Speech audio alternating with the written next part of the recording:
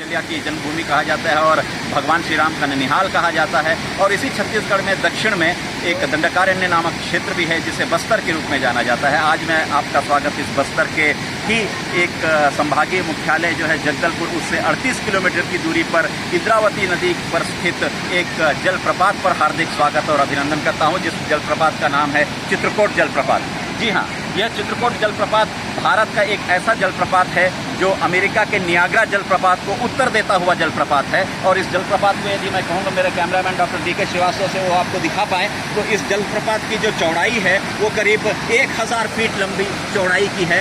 और इंद्रावती नदी जो है वो यहाँ पर 100 फीट की ऊंचाई से नीचे गिरती हुई आ रही है। ये इंद्रावती नदी जिसका उद्गम स्थान उड़ीसा के कालाहांडी से होता है और कालाहांडी से उद्गम होती हुई ये इंद्रावती अब आकर बस्तर पे इस चित्रकोट वाटरफॉल पर एक बहुत शानदार नज़ारा बनाते हुए आती है और नीचे गिरती है। और मैं कैमरामैन से कहूँगा कि वो आपको और दिखाएं कि करीब करीब ये 1000 फीट चौड़ाई का ये वाटरफॉल जो है ये दुनिया का अजूबा वाटरफॉल है। और आपने देखा होगा नियाग्रा जलप्रपात को, जो कि इतना ही विशालकाय है, और भारत का ये नियाग्रा जलप्रपात है।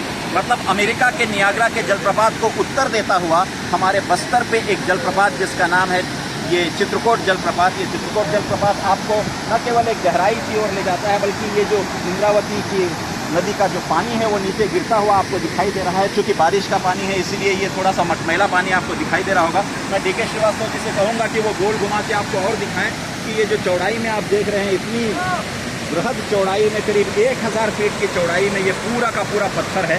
और जब बारिश हो जाती है तो पानी जो है वो पूरे तरीके से फैल जाता है और 1000 फीट लंबा पानी यदि ऊपर से 100 फीट की ऊंचाई से नीचे गिरता हुआ विहंगम दृश्य यदि प्रस्तुत करता है तो निश्चित मान के चलिए कि प्रकृति जो है वो अपने पूरे यौवन के साथ इस चित्रकूट पे आती है। चित्रकूट पे सैलानी बहुत दूर दूर से आते हैं देखने के लिए। और मुझे लगता है कि अब तो बॉलीवुड, हॉलीवुड, क्या हॉलीवुड भी शायद इस ओर उन्मुख होगा कि छत्तीसगढ़ को अपने कैमरा में कैद करे, लोगों तक ले जाए। और यहाँ पर मैं दिखा पा रहे हैं श्रीवास्तव जी की एक विश्रामालय भी है जहाँ पर आप रुक सकते हैं, कॉटेज भी है। और साथ ही साथ एक बृहद शिवलिंग की भी यहाँ स्थापना की गई है जहाँ शिव मंदिर है। और चारों तरफ से यदि देखा जाए तो सैलानी, अभी ये भीनी बारिश भी हो रही है, बारिश की बूंदें पड़ रही हैं, उस बारिश की बूंदों के साथ लोग यहाँ आ रहे हैं। और थोड़ा सा सामने आपको लेकर आएँ और एक बहुत अच्छा दृश्य जो है आपको इंद्रावती नदी का, चित्रकोट का दिखा पाएँ। और आप देखिएगा कैसे पानी से वो भाप के जैसा उठता हुआ ऊपर की ओर दिखाई दे रहा है। और थोड़ा सा आगे आए तो यहाँ से जो आप और अच्छे से दिखा पाएंगे कि किस तरीके से वाटर के फ्यूम्स जो है वो निकल के आ रहे हैं। सैलानी काफ़ी संख्या में आए हुए हैं। और पीछे देखिए पूरी प्रकृति जो है वो हरे भरे वनों की शाल ओढ़ती रहे धरा।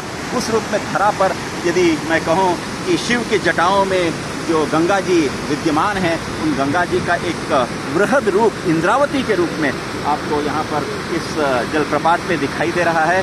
परिवार के साथ आइए और ख़ास करके इस मौसम में ज़रूर आइए, बारिश के मौसम में, कि आपको एक देखने का जो आनंद मिलेगा वो परमानंद की अनुभूति होगी।